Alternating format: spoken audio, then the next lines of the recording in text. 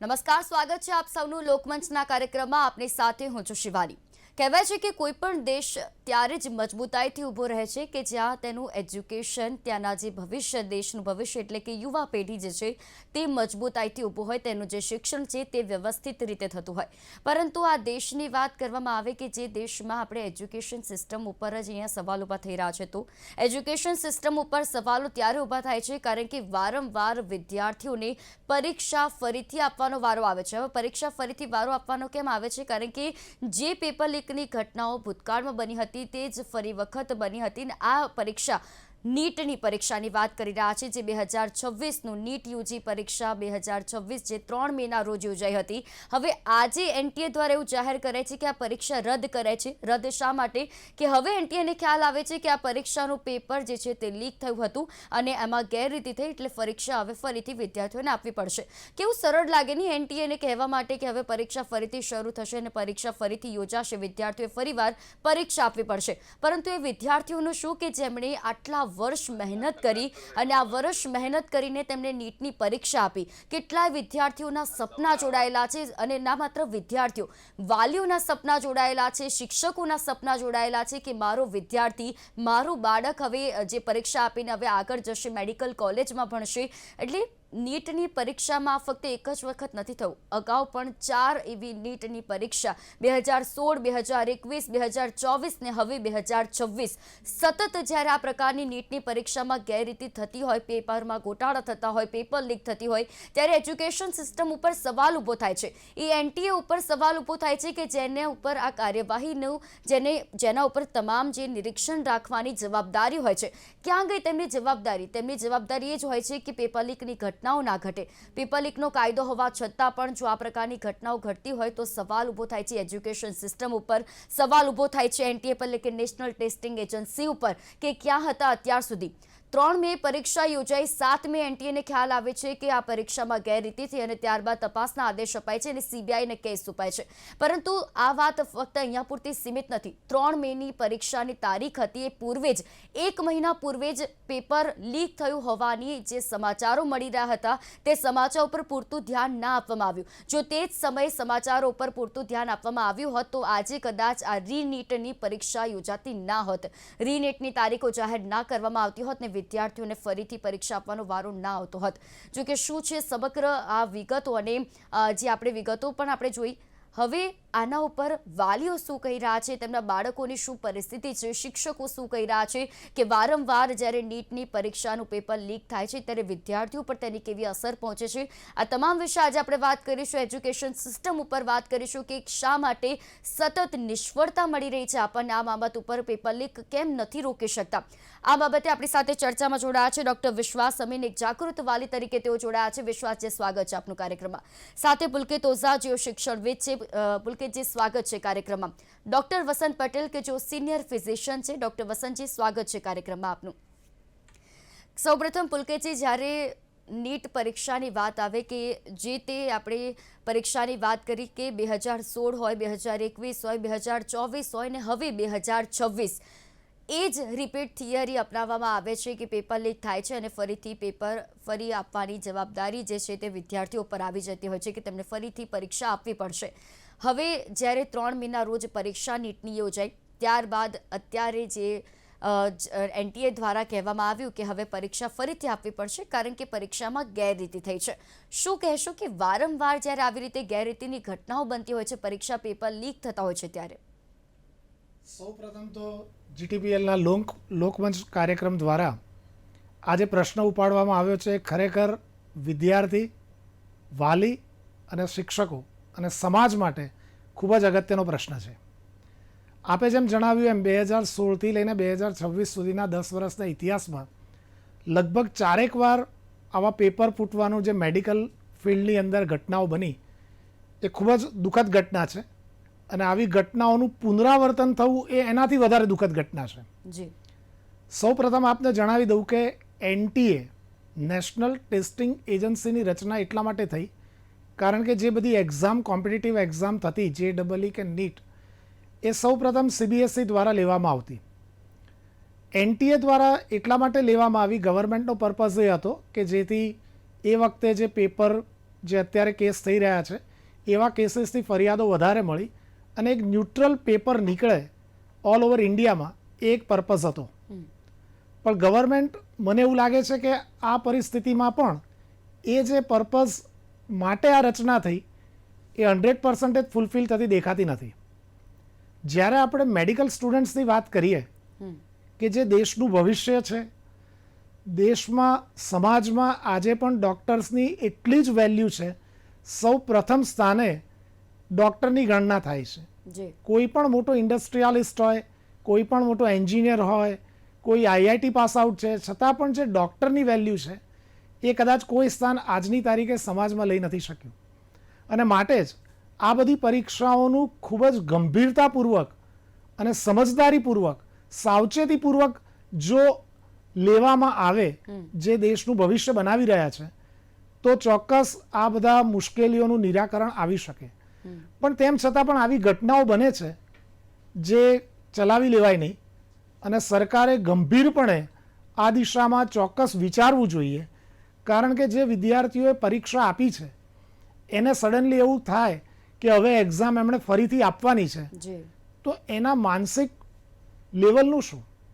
કદાચ કોઈક વિદ્યાર્થી બોર્ડનું અને નીટનું રિઝલ્ટ અથવા નીટની એક્ઝામ આવ્યા પછી ક્યાંક બહાર ફરવા ગયા હશે, ક્યાંક પોતાની રીતે એંગેજ થયા હશે, કારણ કે 2 વર્ષથી જે પરિસ્થિતિમાં એ લોકો હશે એ કદાચ આપણે બોલી શકીએ અથવા શબ્દો નથી આપણી પાસે. એ ખરેખર એ વિદ્યાર્થીને, બાળકો જે પેરેન્ટ્સ સાથે છે, પેરેન્ટ્સ પણ એટલા જ પ્રેશરમાં હોય છે, કારણ કે જે પ્રમાણે મેડિકલમાં એડમિશન થાય છે એ ખૂબ જ ઉચ્ચ ગુણવત્તાપૂર્વક વિદ્યાર્થીઓમાં ક્રીમ માસ એની અંદર હોય છે. તો એ બધાના બાળકોનું શું? હવે એ લોકો માટે એમ કહેવામાં આવે છે કે રીનીટ લેવામાં આવશે, તો શું એ લોકો જે પહેલી એક્ઝામમાં પરફોર્મન્સ આપી શક્યા એ સેકન્ડ એક્ઝામમાં આપી શકશે? તો જે આ નિર્ણય લેવાય છે એ ખૂબ જ સમજીને લેવો જોઈએ. અને જ્યારે પેપર 10-15 દિવસ પહેલાંથી કેટલાક પ્રશ્નો બહાર જે પેપરો દ્વારા વહેંચાઈ ગયા હતા, આવી ગયા હતા વિદ્યાર્થીઓ પાસે દેશના અલગ અલગ ખૂણેથી, તો પછી એ વખતે કેમ એક્ઝામ રોકાઈ નહીં? જે 3જી મે એક્ઝામ થઈ, જ્યારે તમને ખ્યાલ આવે કે આ પેપરના ક્વેશ્ચન બહાર ફરી રહ્યા છે, તો એ એક્ઝામનું રીશેડ્યુલ થઈ શક્યું હતું. એને બદલે 3જી તારીખે એક્ઝામ લેવાઈ, 7મી તારીખે બધું માહિતી મળી, તમે ચેકિંગ કરો છો, પછી હવે કહો છો કે સીબીઆઈ જાંચ થશે. તો આ એક પર્પઝ સોલ્વ નથી થતો અને આ એક્શન પહેલા લેવા જોતા હતા.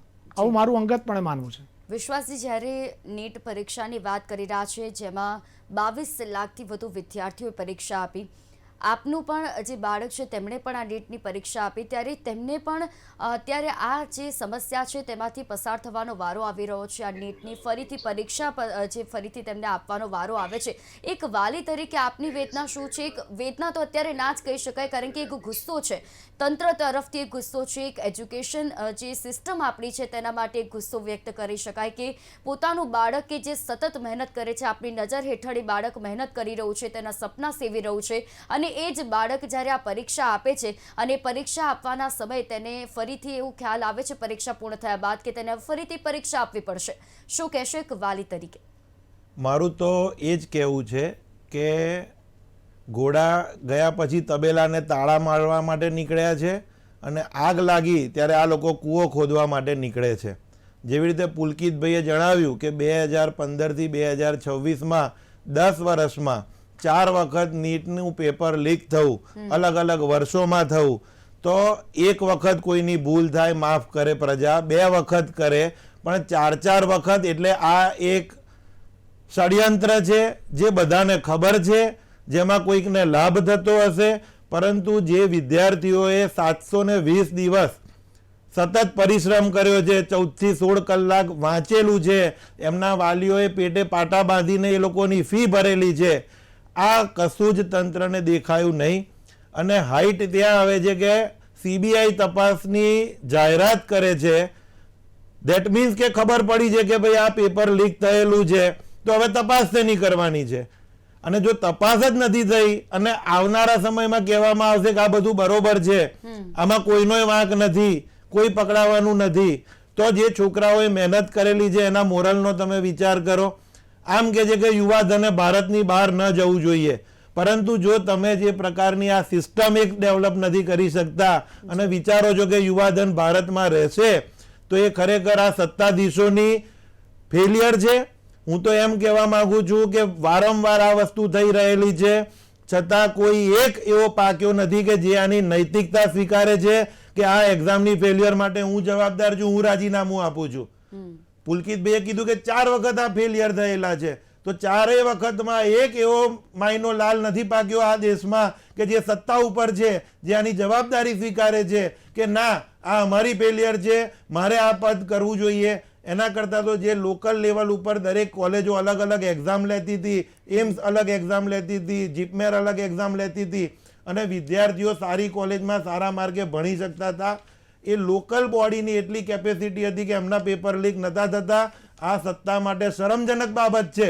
ડૂબી મરવું જોઈએ એ લોકોએ કે જો તમે તમારા ત્યાં વિદેશથી કોઈ માણસ આવે છે તેની સુરક્ષા માટે હજારો ખર્ચી શકો છો, કરોડો રૂપિયા ખર્ચ કરી શકો છો, પરંતુ જે દેશના 22,79,000થી વધારે વિદ્યાર્થીઓ અને એ પરિવારો જ્યારે આટલી સરખત પરિશ્રમ કરે છે, તેઓ આટલું પોતાનું દિવસ રાત એક કરીને આ એક્ઝામની કેટલાક છોકરાઓ 3-3, 4-4 વર્ષથી પ્રિપેરેશન કરે છે, ત્યારે એક સરળ લીટીમાં કહી દેવું કે આ વર્ષે હવે રીનીટ થશે, તો એ ખરેખર વિદ્યાર્થીઓના મેન્ટલ ટ્રોમા ક્રિએટ કરો છો તમે. આપણા પ્રધાનમંત્રી મન કી બાત જે કહે છે એ મન કી બાતમાં આ એક્ઝામ એક જ નથી, પરંતુ જે વિદ્યાર્થીઓએ 720 દિવસ મહેનત કરેલી છે એ વિદ્યાર્થીઓના મન કી બાત સાંભળવા માટે હવે કોણ આવવાનું છે? અને આ તંત્રની હું ફેલિયર ગણું છું અને એક જાગૃત નાગરિક તરીકે આ સિસ્ટમ આના માટે જવાબદાર છે અને સખતમાં સખત પગલાં લેવા જોઈએ. અને દરેક વાલીને વિનંતી કરીશ કે આના માટે જેટલો તમારો આક્રોશ કે વિરોધ હોય એ આ રજૂ કરવાનો સાચો સમય છે, કારણ કે આપણા બાળકનું અને આપણા દેશનું ભવિષ્ય આ લોકોને ઉજાડવાનો કોઈને અધિકાર આપણે આપ્યો નથી. જી, ચોક્કસથી વિશ્વાસ છે. અને જે આક્રોશ અત્યારે દરેક વાલીમાં અત્યારે જોવા મળી રહ્યો છે, જે બાળકોએ આ નીટની પરીક્ષા આપી છે, કારણ કે તેમને પોતાના બાળકોને જોયા છે, તેમના બાળકોને તેમની સેક્રિફાઈસની જે કહેવાય કે અત્યારના સમયમાં અત્યારે ટેકનોલોજીનો યુગ છે અને ભરપૂર અત્યારે લોકો સોશિયલ મીડિયાનો ઉપયોગ કરે છે. આ સોશિયલ મીડિયા પર જ્યારે એ જ પેપર છે તેમણે આપ્યું અને એ જ પેપર જ્યારે 3 દિવસ પછી વાયરલ થતું હોય, વોટ્સએપ ઉપર ત્યારે સ્ટેટસ મુકાતા હોય, ત્યારે વિદ્યાર્થીને પણ એમ થતું હોય કે આ પરીક્ષા મેં આપેલી છે, તે પેપર જ્યારે લીક થયું તો તેમને પણ આ ડર ચોક્કસથી તેમના મનમાં થતું હોય અને તે વાલીઓમાં પણ આક્રોશ હોય. ડૉક્ટર વસંત, જ્યારે આપણે પેપર લીકની વાત કરીએ તો 12 વર્ષમાં જે સતત 75થી વધુ પેપર લીક થયા છે અને નીટની વાત કરવામાં આવે તો 2016, 2021, 2024 ને હવે આ 2026 આ એક સિસ્ટમેટિક ફેલ્યોર કહેવાય કે જે વારંવાર પેપર લીકની ઘટના બને છે અને તેનો ભોગ વિદ્યાર્થીઓએ બનવું પડે છે. હવે સૌપ્રથમ તો 12 વર્ષમાં 75 વાર પેપર લીક થયા અને 10 વર્ષમાં 4 વાર નીટના પેપર લીક થયા. એટલે 4 વાર લીક થયા છે એવું સમજવાનું કદાચ મારી દ્રષ્ટિએ ભૂલ ભરેલું છે. 4 વાર પકડાયું છે આ ષડયંત્ર. સમજવાની વસ્તુ એ છે 4 વાર આ ષડયંત્ર ખુલ્લું પડી ગયું છે. લગભગ આ દર વર્ષે આ ષડયંત્ર ચાલતું હશે અને કેટલાક આની સાથે સંકળાયેલા માફિયાઓ, મેડિકલ માફિયાઓ, પ્રાઇવેટ કોલેજો વાળા અને મોટા ટ્યુશન ક્લાસ માફિયાઓ, આ બધાની એક આખી સાંઠગાંઠ, આખી ચેનલ બનીને કદાચ આ વસ્તુ સદંતર ચાલુ જ હોય, પણ આ ચાર વખત પકડાઈ ગયું ત્યારે પ્રજા સુધી એ વિષય પહોંચ્યો છે અને મીડિયા સુધી દેશભરમાં ચાલી રહ્યું છે. એટલે અને પ્રજાની વાત કરું તો પ્રજા એકદમ નિર્માલ્ય પ્રજા બની ગઈ છે ભારત દેશની, કે પોતાના હક માટે પણ લડી શકવા માટેની એની શક્તિ અને સક્ષમતા ગુમાવી દીધી છે. 1974 મને યાદ આવે છે, નવનિર્માણ આંદોલન ને જયપ્રકાશ નારાયણનું આંદોલન.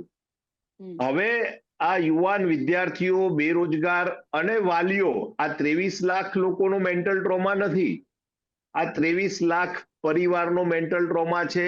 અને એ પરિવાર સાથે એના સગા સંબંધી, ફ્રેન્ડ સર્કલ અને સ્નેહીઓ, એટલે ઓછામાં ઓછો આ ટ્રોમા દેશમાં 10 થી 20 કરોડ લોકોને આ ટ્રોમાની અસર થવાની છે.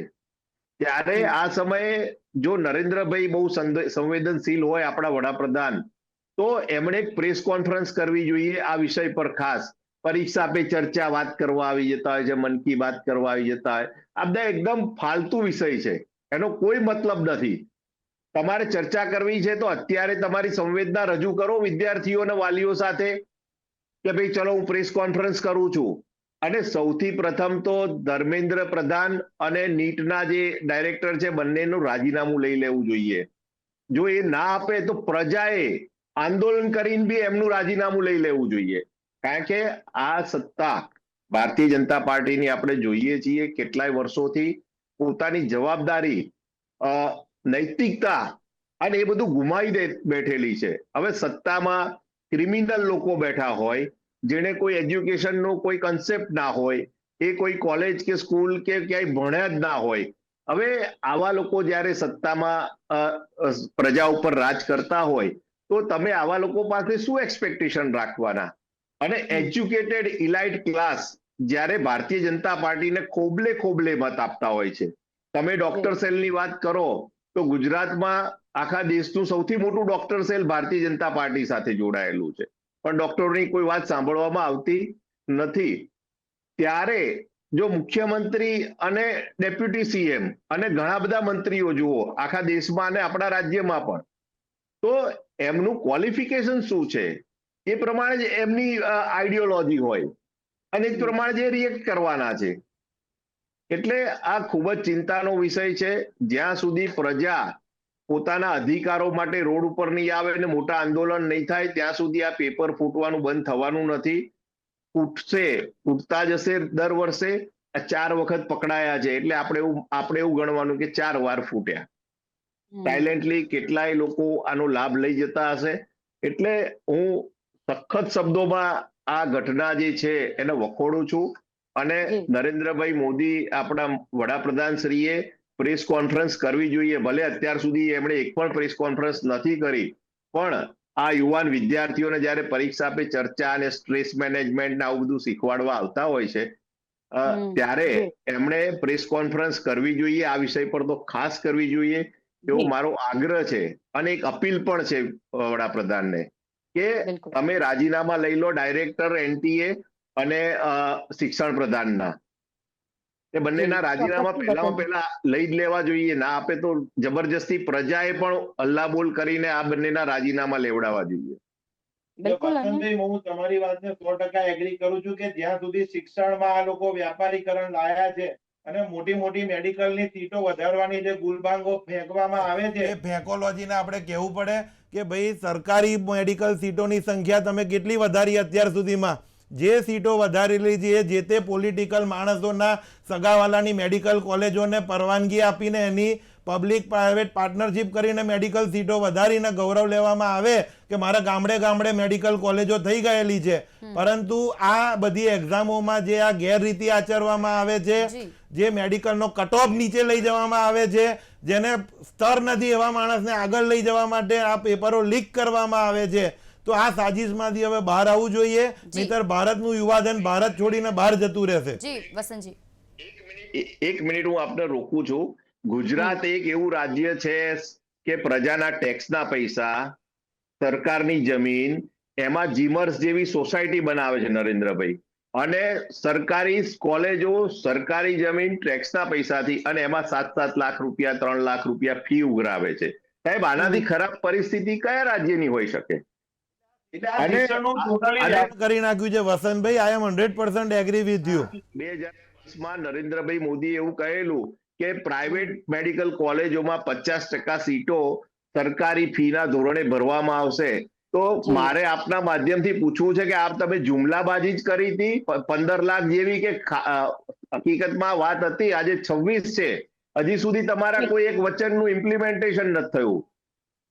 જી જી ચોક્કસથી વસંતજી, અને એટલા જ પ્રધાન માટે તરીકે એની વાસ્તવિકતા આવા જે બધા કહેવાય ખોટા કે વચનો શા માટે પ્રજાને આપો છો? ચોક્કસથી વસંતજી ને કડવી વાત છે આપણા ત્યાંની કે આટલી બધી વખત જેમ આપણે પેપર ચલો પકડાયું તેની વાત કરીએ, પરંતુ એ પકડાયા પછી પણ કાર્યવાહી નથી થતી. 2024ની વાત કરવામાં આવે જેમાં 600થી વધારે જે કનેક્શન ઝડપાયા, અને કનેક્શન જે આરોપીઓ જે હતા, જે અપરાધીઓ હતા, તેમના હજી પણ એ કેસ ચાલી રહ્યા છે. તેમના ઉપર કોઈ ચુકાદો નથી આવ્યો. કેટલા એવા મુદ્દા છે, આપણે જે આતંકવાદની વાત કરવામાં આવે, ભ્રષ્ટાચારની વાત કરવામાં આવે ત્યારે મુદ્દો તરત ઉઠી જતો હોય છે, પરંતુ જે વિદ્યાર્થીઓના ભવિષ્યનો સવાલ છે ત્યારે મુદ્દો મુદ્દો નથી ઉઠાતો, ત્યારે જે મુદ્દો ઉઠાય છે ત્યારે તે મુદ્દો દબાવી દેવામાં આવે છે, તેના ઉપર કોઈ કાર્યવાહી નથી થતી. પુલકેજી, જ્યારે એક વિદ્યાર્થીઓના ભવિષ્યની હવે વાત આવે છે, કારણ કે તેમને ફરી વખત એક્ઝામ આપવી પડશે, સોલ્યુશન શું આનું? કારણ કે અત્યારે આધુનિક સમયમાં આપણે જીવી રહ્યા છીએ, દરેક ટેકનોલોજીનો ઉપયોગ કરી રહ્યા છીએ, તેમ છતાં પણ આ પ્રકારની પરિસ્થિતિ, અને શું ફરીથી વિદ્યાર્થીઓનું પરફોર્મન્સ એવું જોવા મળશે જે તેમને 3 મેના રોજ જે તે પરીક્ષામાં જે તૈયારીઓ કરીને આપી હતી, શું તે જ પરફોર્મન્સ તે વિદ્યાર્થીઓ આપી શકશે ખરા?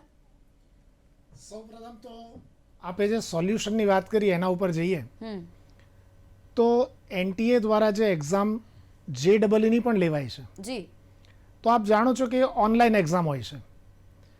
જેમ JEE ઓનલાઈન એક્ઝામ છે એવી મેડિકલમાં પણ નીટની એક્ઝામ ઓનલાઈન હોવી જોઈએ, આવું ઘણા વખતથી કહેવામાં આવ્યું છે, પણ સમહાઉ એ ઇમ્પ્લિમેન્ટ નથી થઈ શક્યું. જો ઓનલાઈન એક્ઝામ લેવામાં આવે તો આવા ઘણા બધા પ્રશ્નોનું સોલ્યુશન આવી શકે. આપણે એવું માની લઈએ કે JEE અંદર લગભગ 15 લાખ વિદ્યાર્થીઓ ઓલ ઓવર ઇન્ડિયામાં હોય છે. એ 5 કે 6 દિવસની અંદર એક્ઝામ કમ્પ્લીટ થતી હોય છે અલગ અલગ સેશનમાં, પ્લસ એના સેન્ટર અલગ હોય છે. તો આ જ રીતે જો નીટની પણ ઓનલાઈન એક્ઝામ થાય તો આનું સોલ્યુશન ચોક્કસ આવી શકે.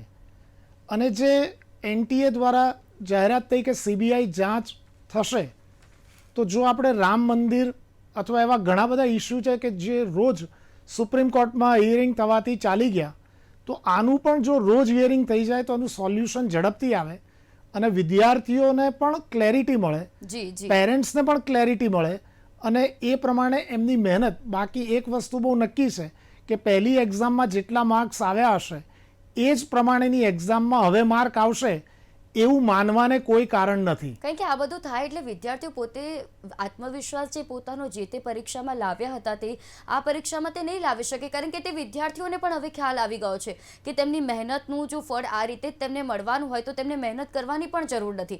જો વારંવાર તે મહેનત કરીને પરીક્ષા આપતા હોય અને પરીક્ષા આપ્યા પછી જો એના આટલા દિવસો પછી ખ્યાલ આવે છે કે આ પેપર તો ઓલરેડી ફૂટી ચૂક્યું છે, આ પેપર ઓલરેડી લીક થઈ ચૂક્યું છે અને હવે ફરીથી પરીક્ષા વિદ્યાર્થીઓએ આપવી પડશે, તો એ આત્મવિશ્વાસ, એ માનસિકતા વિદ્યાર્થીઓના મગજ ઉપર એટલી હાવી થઈ જાય છે કે તેમને કદાચ આ પરીક્ષા જે હવે જે તે સમયમાં તે લેશે, એની તારીખોની જે જાહેરાત થશે ત્યારબાદ એ પરીક્ષા કદાચ તે વિદ્યાર્થીઓ તેટલા પરફોર્મન્સ સાથે, તેટલા આત્મવિશ્વાસ સાથે નહીં આપી શકે. માટે જરૂરી છે કે આના માટે યોગ્ય પગલાં લેવાય અને જલ્દીમાં જલ્દી આનો નિકાલ આવે, કારણ કે આમાં સૌથી વધારે જો કોઈ ભોગ બની રહ્યું છે તો તે વિદ્યાર્થીઓ બની રહ્યા છે.